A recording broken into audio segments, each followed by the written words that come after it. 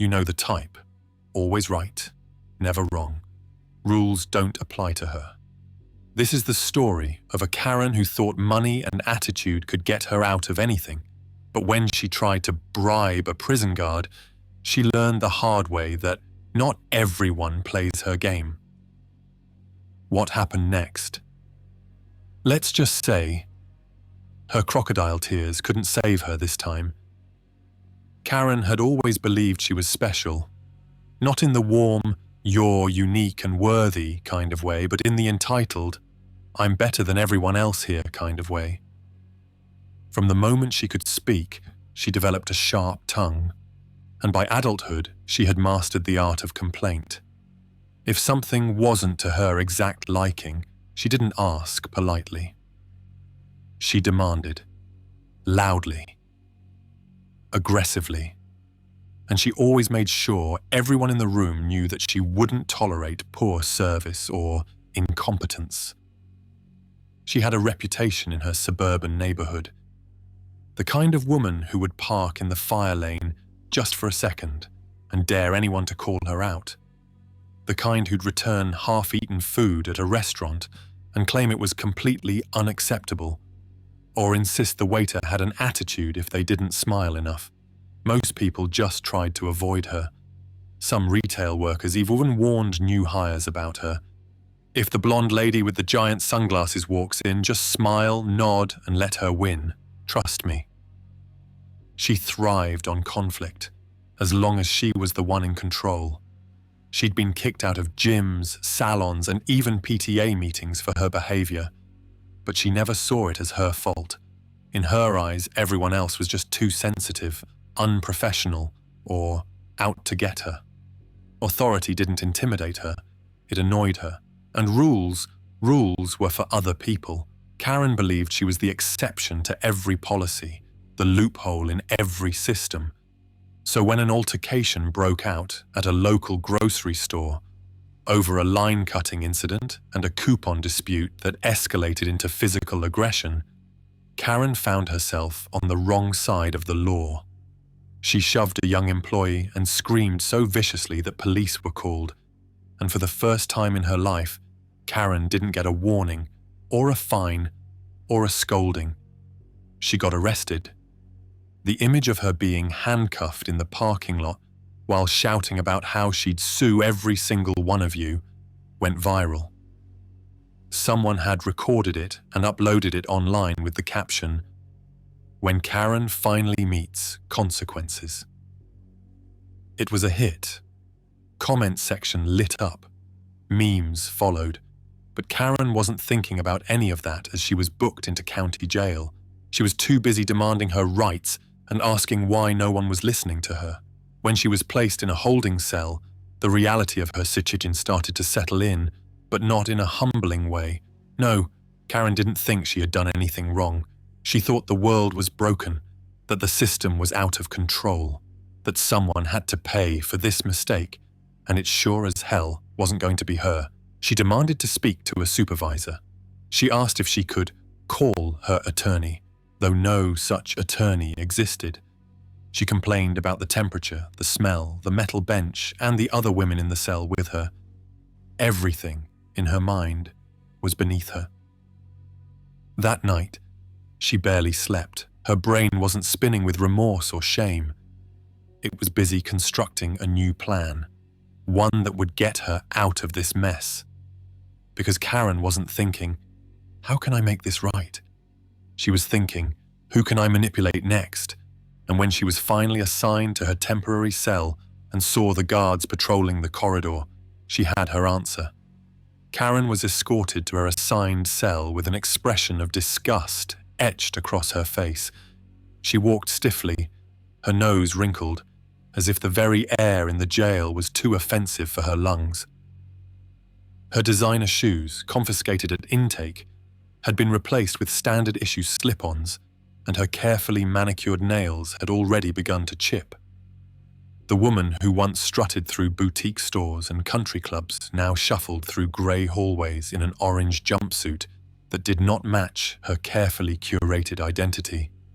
She scanned every face she passed with disdain as if she were above not only the inmates but the guards themselves.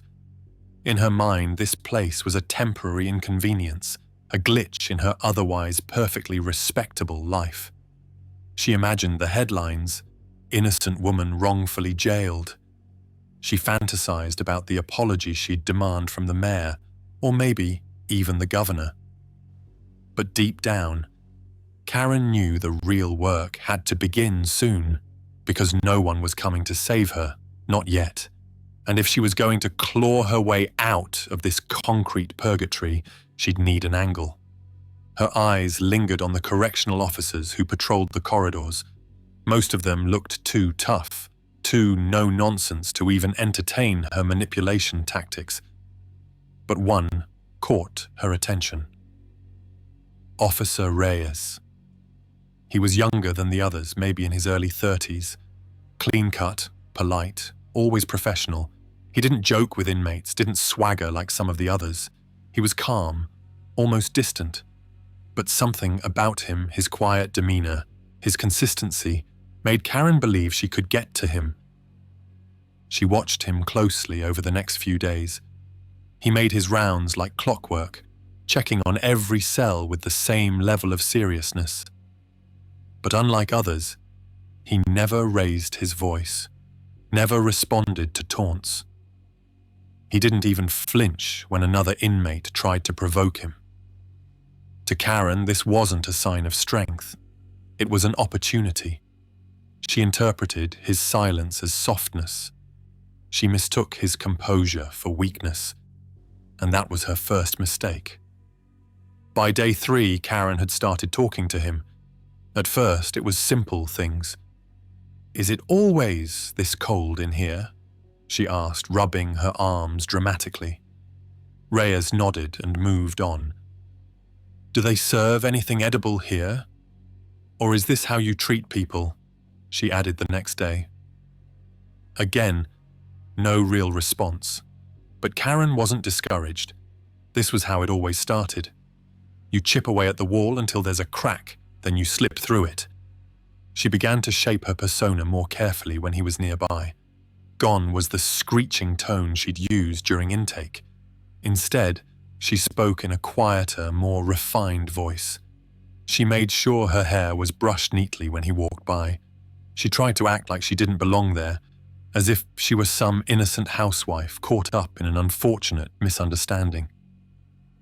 "I'm not like these other women," she'd mutter loud enough for him to hear. "This whole thing's a nightmare. I just want to go home." And yet Reyes remained professional, unfazed. He never engaged, never lingered. He didn't respond with sympathy or judgment or even amusement. That only deepened Karen's obsession. She wasn't used to being ignored, and she was certain he wasn't ignoring her out of dislike. No, she told herself, it was restraint. He had rules, but if she could just give him a reason to bend them, maybe she could finally start getting what she wanted. Her mind began working overtime. Could she offer him something? Appeal to his better nature? Manipulate his morals or his ego? She was certain, absolutely certain, that he had a price. Everyone did, and if she could find his, she could start getting extra privileges. Maybe a phone call when no one was watching. Maybe better food, or, if she played it right, maybe even a way to get her out of this dump entirely. She was convinced that people like Officer Reyes were just one favor away from crossing the line. She'd seen it before, hadn't she? A charming smile, a well-placed compliment, a discreet offer. She could make him her lifeline. She waited for the right moment. She watched. She studied him. Every time he passed, she practiced different tones, different looks, sometimes soft and desperate, sometimes flirtatious, other times confident and bold. Karen wasn't trying to survive in jail. She was trying to win. She believed this was still her world, and everyone else was just playing a part in her story. Officer Reyes, he was just the next piece in the game. What she didn't know, what she couldn't have known, was that Reyes wasn't just some young, impressionable guard. He had seen women like her before. He had dealt with far worse. And while Karen was busy rehearsing her lines and calculating her strategy, Reyes was already preparing for what came next. Because, unlike her, he had no illusions about what kind of person he was dealing with. It was late in the evening, the kind of hour where the jail felt quieter, more still, except for the occasional echo of footsteps or the distant clang of metal. Most inmates had retreated into a restless sleep, or at least into the uneasy silence that came with being locked away from the outside world. But Karen wasn't sleeping. She was wide awake, eyes scanning the hallway, waiting for the right moment. She had rehearsed this moment in her head over and over again. The tone she would use, the look she would give, the way her words would land, subtle but persuasive, not desperate, but calculated. Karen had always believed she had a certain charm, a persuasive edge that could disarm even the most hardened personalities. Her whole life she had relied on her ability to talk her way through any situation.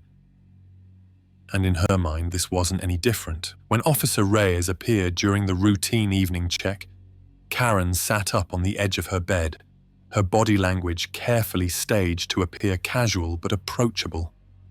As he passed her cell, she didn't speak right away. She waited until he was just about to move on, then spoke softly, almost sweetly. "Hey," she said, her voice low and controlled. "Can I talk to you for a second?" Reyes paused, turned slightly toward her, his expression unreadable. "Is there an emergency?" Karen smiled just a bit, not too much, just enough to seem confident. "No, nothing like that. I think we got off on the wrong foot." He said nothing, just stared, calm and patient. She took that as an invitation to continue. "Look, I know what people think of me. Spoiled suburban woman, right? Probably caused a scene, probably deserved it. But I'm not who they say I am. I made a mistake, sure. Everyone makes mistakes, but I don't belong here. I shouldn't be here." Still, Reyes said nothing. His silence unnerved her, but she pressed forward. "I could use someone who understands, someone decent, like you." And then she leaned in, dropped her voice further. "I'm willing to make it worth your time." There it was. The bait. Reyes didn't flinch. "What do you mean?" Karen glanced around the hallway, as if confirming no one else was nearby. Then she stood, stepping close to the bars, her arms casually folded as though they were just having a friendly chat. "I mean, I have money, a lot more than most people in here, and I'm not saying anything crazy, just a little help, a favor here and there, a private phone call, some better meals, maybe more visitation hours. You help me out, and I'll help you out." Still no reaction. Karen raised an eyebrow. "I'm talking thousands. I could wire it to someone you trust. No one has to know." And then came the moment that truly showed her arrogance. She smiled and added, "You're underpaid, aren't you? Come on. Why break your back for pennies when you've got someone in front of you who can make your life easier?" She leaned on the bars, confident now. In her mind, she was making perfect sense. She thought she had found the crack in the wall, but what Karen failed to realize, what she had never realized, was that not everyone operated according to her rules. She saw the world in transactions. Everything could be bought, bargained, or bullied. And if someone didn't go along, it was only because they hadn't been offered the right deal yet. Reyes stood silently for a few seconds more. Then he gave her the smallest nod. "Understood," he said. Then he turned and walked away. Karen watched him go with a smug grin forming on her face. She thought she had planted the seed. In her mind, that nod was a signal. the beginning of a secret partnership. She imagined Reyes returning the next day with a whispered plan, maybe even a small favor to show he was in. She pictured herself calling a friend, wiring the money discreetly, then watching as the perks rolled in. She could practically taste the freedom. What she didn't see, what her self-importance blinded her from, was that Reyes wasn't playing along. He wasn't considering the offer. He wasn't tempted or persuaded or impressed. He was documenting everything. Because Reyes wasn't just a guard. He was one of the officers assigned to a newly launched integrity task force.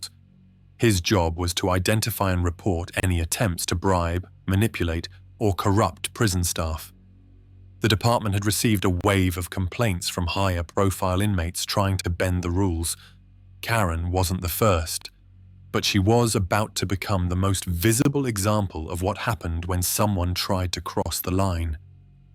As she went to sleep that night, proud of her performance, Karen had no idea that her words had been logged, time-stamped, and forwarded to his supervisor. No idea that within hours there would be a meeting. No idea that her fate, already teetering, was about to take a devastating turn. Because what she thought was the beginning of her escape was actually the beginning of her downfall. The next morning began like any other in the facility. Buzzing alarms, harsh fluorescent lights flickering on, and the dull clank of cell doors being unlocked row by row. Inmates groaned awake, some dragging themselves out of their bunks, others already on edge from another sleepless night. But Karen? She felt something different. She woke with a spark of satisfaction, a kind of smug glow, like someone who had just successfully played a game no one else even knew was happening. She sat up, smoothed her hair back, and glanced toward the corridor, expecting to catch a glimpse of Officer Reyes. She imagined him giving her a slight, knowing look, a flicker of acknowledgement, something to signal the beginning of their little arrangement. She was ready to continue the game, ready to reel him in even further. But Reyes didn't show up for morning rounds. Instead, another officer, a tall, older man with a hard face and a permanent scowl, walked by her cell. He didn't even glance in her direction. No warmth, no opportunity. Karen's brow furrowed slightly. That was odd, but she brushed it off. Maybe Reyes had the day off. Or maybe, she mused, he was waiting for the right moment to speak with her privately. She had no idea that behind the scenes, wheels were already turning. Plans had been set into motion, and the Karen who always believed she was 5 steps ahead was now several behind. Inside the administrative offices of the facility, Reyes sat across from his supervisor with a full report in hand. Word-for-word transcription of everything Karen had said. The prison's internal affairs team was already briefed, and Reyes, being the meticulous professional he was, had followed protocol to the letter. His body cam, typically inactive during low-risk cell walkthroughs, had been manually activated the moment Karen began speaking. Every whisper, every offer, every arrogant comment was recorded in crystal-clear audio. There would be no ambiguity, no misinterpretation.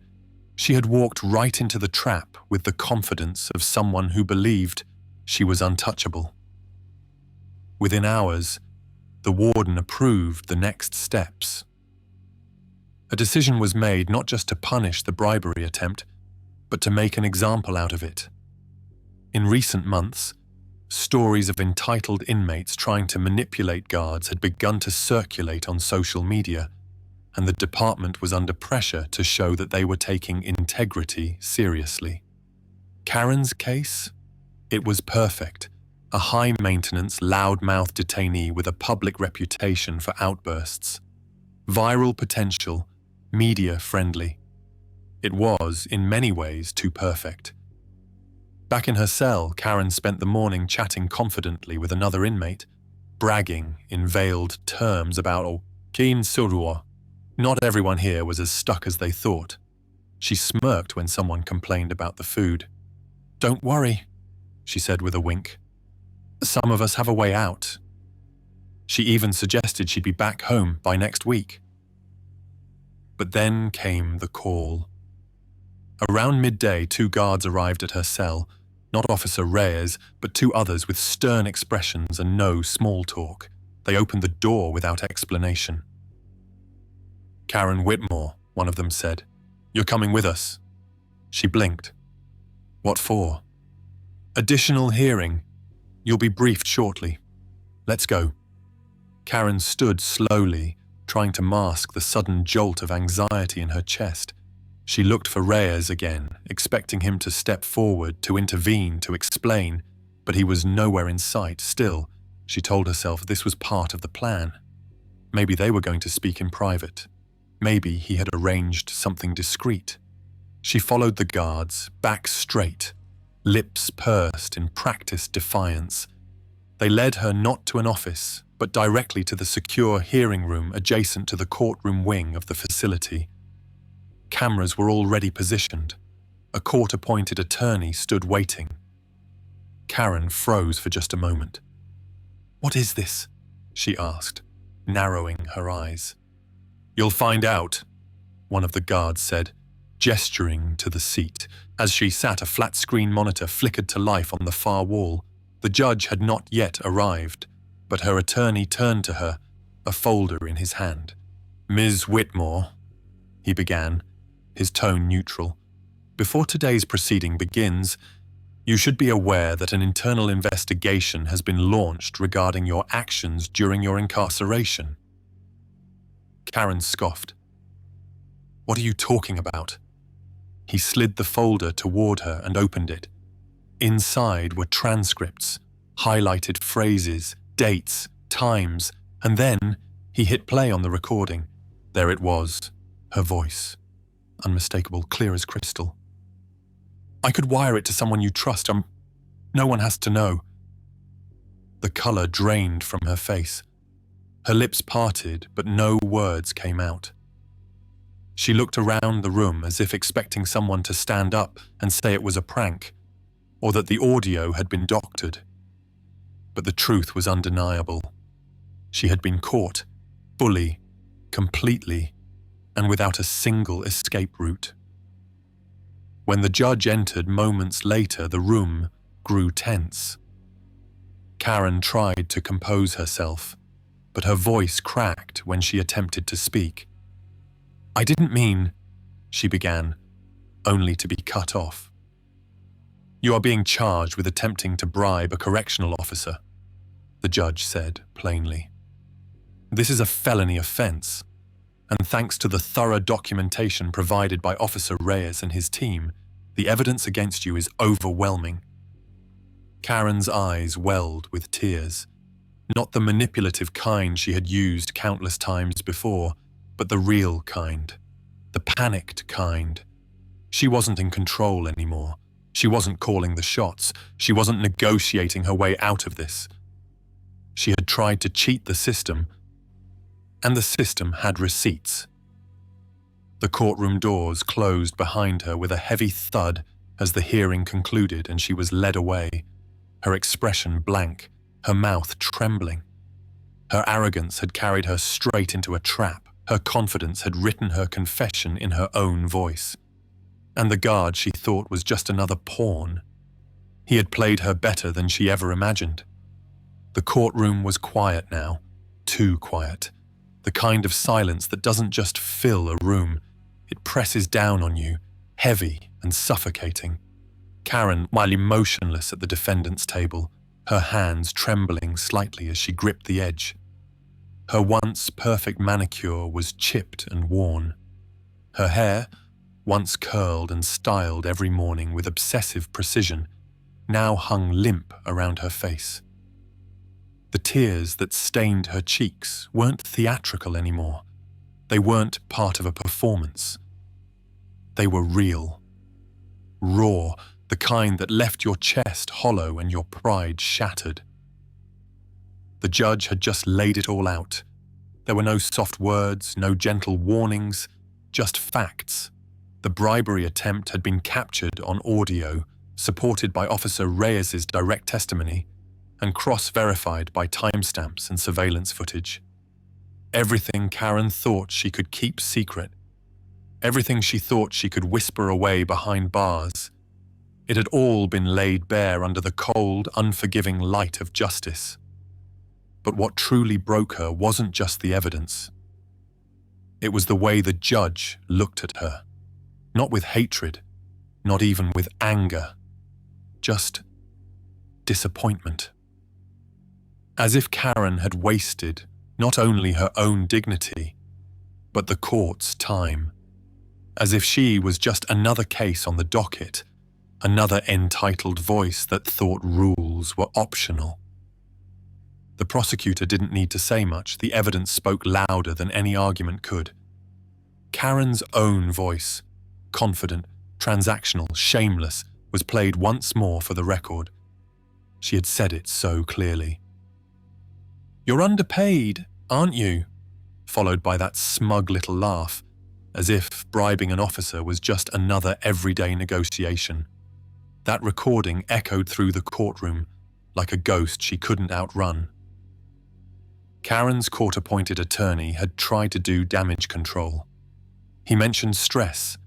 He mentioned emotional instability. He even tried to imply that Karen had been manipulated into thinking Reyes might actually be interested in helping her. But the judge didn't buy it. No one did. The facts were too sharp, too clean, too damning. Then came the sentencing phase.